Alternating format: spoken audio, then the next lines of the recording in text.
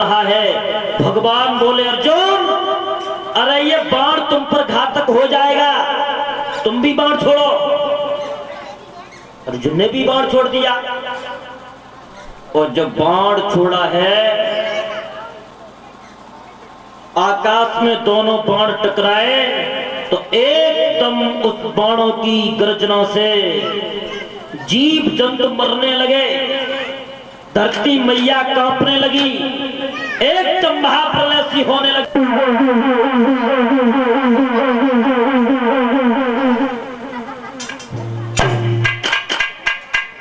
भगवान बोले अर्जुन, ये करण बाण वापस करने की विद्या नहीं सीखा, चलाने की सीखा है। तुम ही बाण वापस करो और अगर बाण वापस नहीं होगा तो अभी महाप्रलय हो जाएगी। अर्जुन ने बाण को शांत किया, जाकर के उस अश्वत्थामा को पकड़ करके रथ से बांध लिया, बांध करके मैया द्रौपदी के पास लेकर के आए हैं और द्रौपदी से आकर के अर्जुन बोले हैं, द्रौपदी ये वही हत्यारा है जिसने तेरे 5 बेटा मारे हैं, अब बता द्रौपदी इसे मार दिया जाए या छोड़ दिया जाए, अरे पुलिस के साथ क्या सलूक किया जाए, मार दिया जाए छोड़ दिया जाए।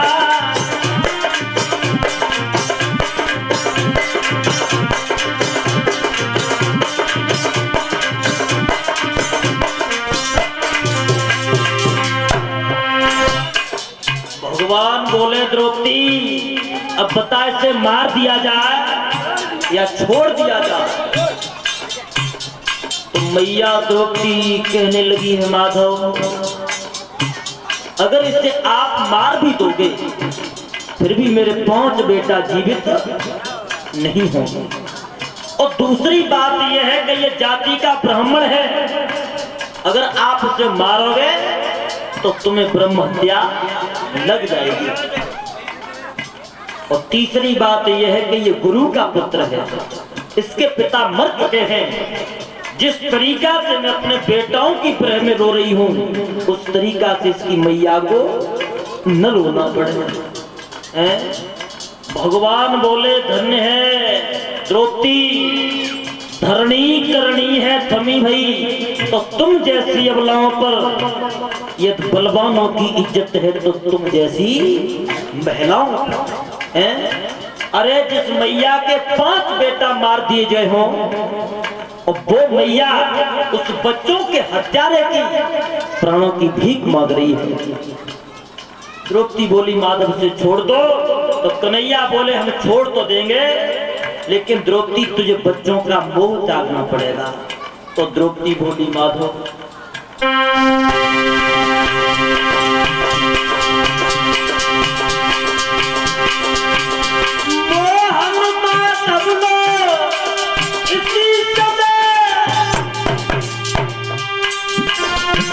मैं अपनों मोह त्यागती हूँ,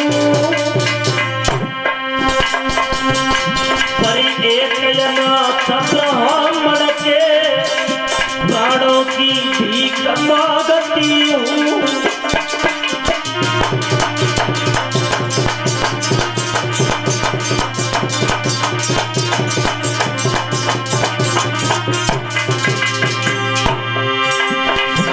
पलधारी पे बच ब्राह्मण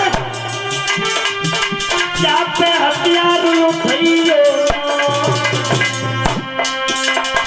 अरे रहने दो बस हुई गया दंड, फिर में कलंक लगाइयो ना।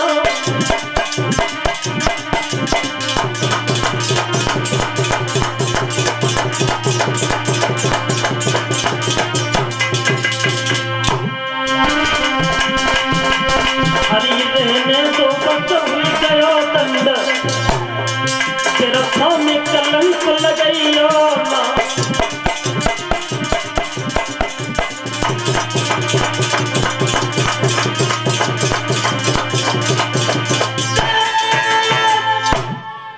इसे छोड़ दो, धन्य है द्रौपदी। द्रौपदी जिसने तेरे 5 बेटा मारे और फिर भी तू उसके प्राणों की भीख मांग रही है। तो भगवान बोले हैं, अर्जुन बताओ क्या किया जाए। तुमने तो ये द्रौपदी से प्रतिज्ञा की थी कि बच्चों के हत्यारों को जिंदा नहीं छोड़ूंगा।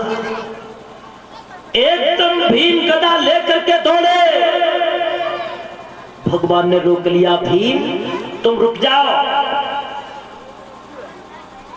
शास्त्र ये भी कहता है कि बच्चों का अगर हत्यारा हो तो उसे कभी छोड़ना नहीं चाहिए।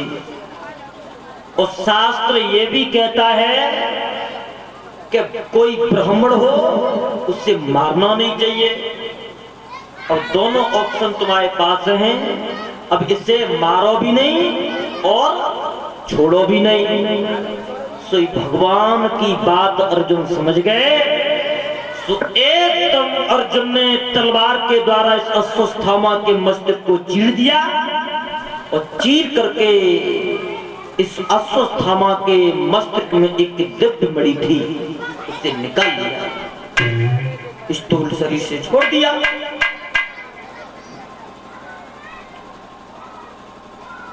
अब आप लोग ये जानते हैं, साइकिल चलाई है, साइकिल में हैंडल में एक सेंटर बोल्ट होता है।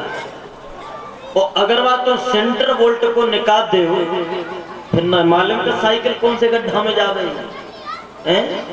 उसी तरीका से अश्वत्थामा की दिव्य मणि को निकाल लिया।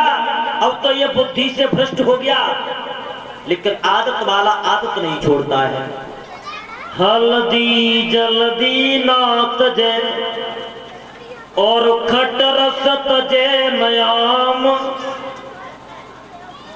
चून सफेदी ना तजे आदत तजे न गुलाम। आदत वाला आदत नहीं छोड़ता। इस अश्वत्थामा ने जान लिया कि पांडवों के वंश को चलाने वाला बच्चा इस अभिमन्यु की पत्नी उत्तरा के गर्भ में पल रहा है। अरे हम उस गर्भ को ही नष्ट न कर दें तो जाने ऐसा बाण छोड़ो। अब तो उस उत्तरा के गर्भ को बाण जला रहा है। अब उत्तरा जोर जोर से चिल्लाने लगी, मेरी रक्षा करो, मेरी रक्षा करो, मेरा गर्भ जलकर के खंडित हो जाएगा।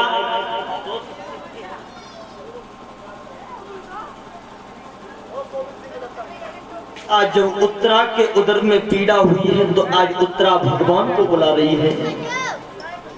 अरे कन्हैया अब सोई बिरहद संभालो, जब जब भीरू और पड़ी भक्तन पे और तिने तब तब करुण संहारो। कन्हैया अब सोई बिरहद संभालो। आज उत्तरा रो रो करके भगवान को बुला रही है। आप लोग भी तालियों के साथ भगवान को बुला लीजिए।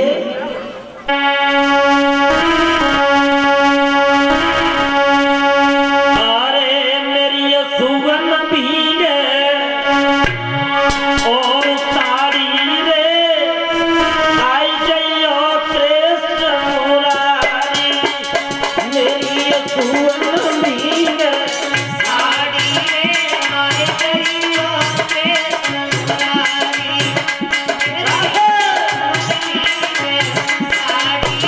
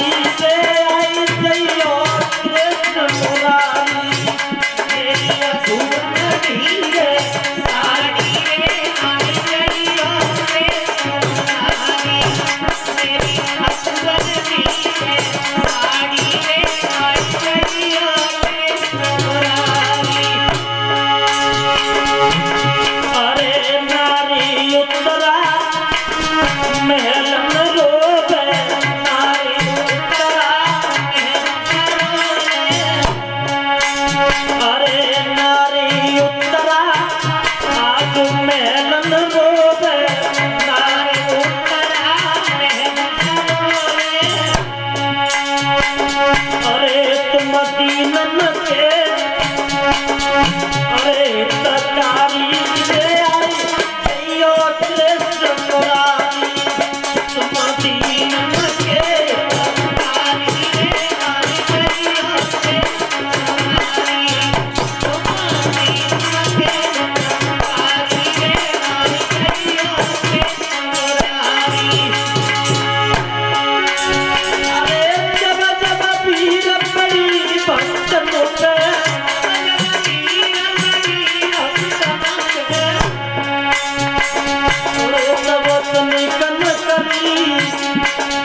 अवारी ले आई जइयो कृष्ण मुरारी निकन करी अवारी ले आई जइयो कृष्ण मुरारी निकन करी अवारी ले आई जइयो कृष्ण मुरारी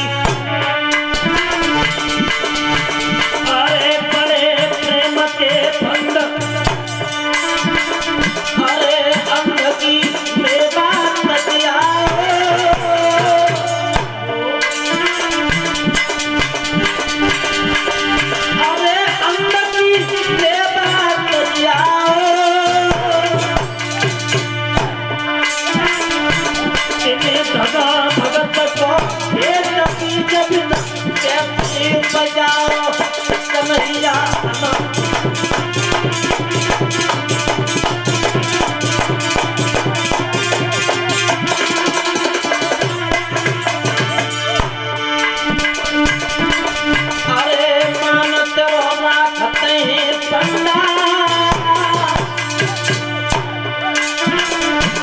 महाभारत के गीत गाने दो पंडित कोई चंदा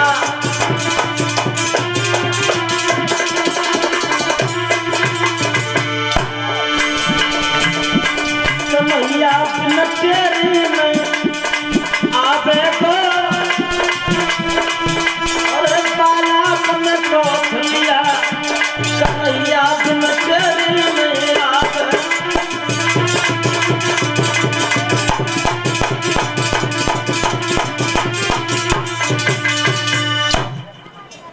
आज उत्तरा रो रो करके भगवान को बुला रही है तो भगवान जब भक्त की आवाज सुनते हैं तो भगवान दौड़े दौड़े आते हैं और जब भगवान उत्तरा के पास में जब आए हैं आकर के गर्भ की रक्षा की है तो उत्तरा बोली माधव अगर तुम नहीं आते तो मेरा गर्भ जल करके खंडित हो जाता।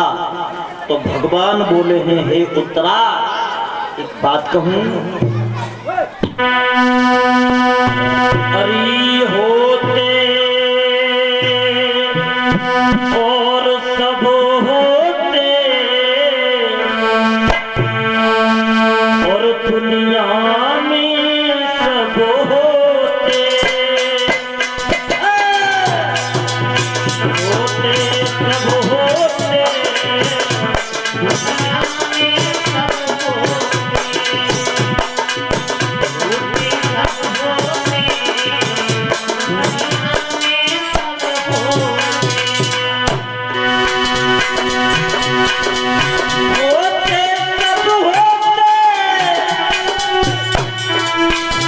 दुनिया में सब भक्त नहीं होते भगवान नहीं होते यदि भक्त नहीं होते भगवान नहीं होते नहीं होते भगवान नहीं होते भक्त में और भगवान में कोई ज्यादा बड़ा अंतर नहीं है केवल जरा सा अंतर कहता है मुझे राम भजन प्यारा है राम कहते हैं मुझे भक्त भजन प्यारा है राम कहते हैं मुझे भक्त भजन प्यारा है राम कहते हैं मुझे भक्त भजन प्यारा है भक्त कहता है मैंने छोड़ दिया घर तुम पर छोड़ दिया घर तुम पर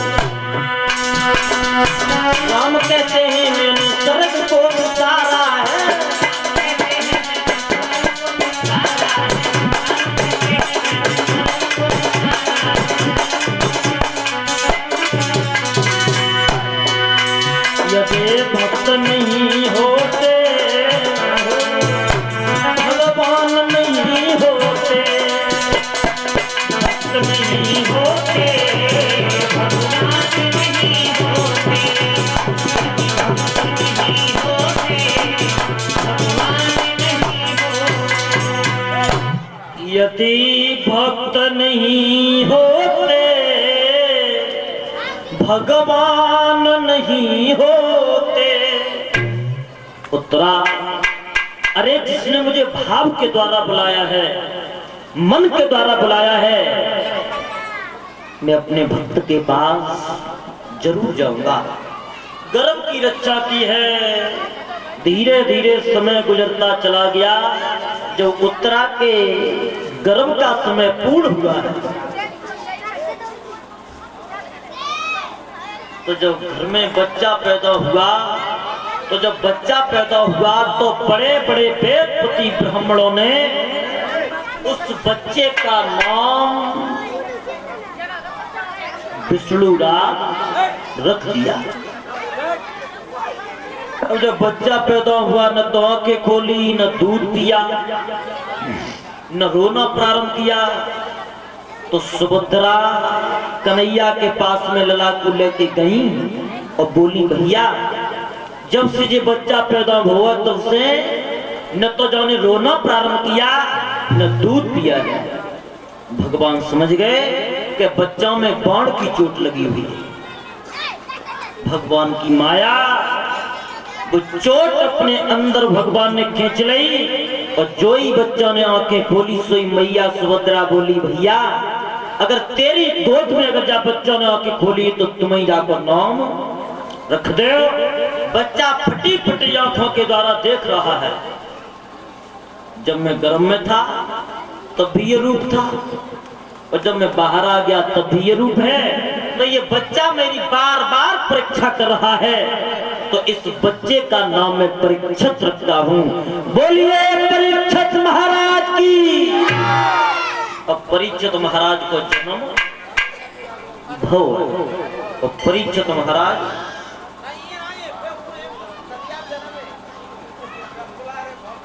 भाइयों, इधर बच्चा पैदा हो गया, इधर कन्हैया कहने लगे, हे पांडवों तुम बच्चे के मोह में फंस गए, ममता में फंस गए। तुम्हें ये मालूम होना चाहिए कि पितामह अभी बाणों की सैया पर लेटे हुए थे। तो पांचों पांडवों को, द्रौपदी को लेकर के जब कुरुक्षेत्र मैदान में गए, पांचों पांडवों ने बाबा भीष्म को सादर प्रणाम किया है।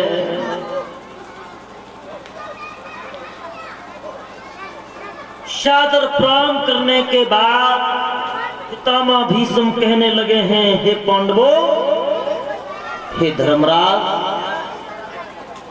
तुमने अपने भाइयों को मार करके दुनिया में नाम रोशन कर लिया है। धर्मराज कहने लगे, बाबा दुनिया तो ये कहती है कि मैंने अपने भाइयों को मार के नाम रोशन किया है, लेकिन मेरी आत्मा ये कहती है कि मैंने अपने भाइयों को मार के अपने कुल को कलंकित कर लिया है। उसके बाद बाबा भीष्म ने स्त्री धर्म के बारे में बताया, राज धर्म के बारे में बताया। अरे जासो राजी प्रिय प्रजा दुखारी, और सोई नृप होए नरक अधिकारी। जिस राजा के राज्य में अगर बेटा प्रजा दुखी हो गई, वो राजा अवश्य नरक का भागी होता है। स्त्री धर्म के बारे में बताया, तो स्त्री धर्म की जो बात आई, तो द्रौपदी ताली पीट करके हंसने लगी।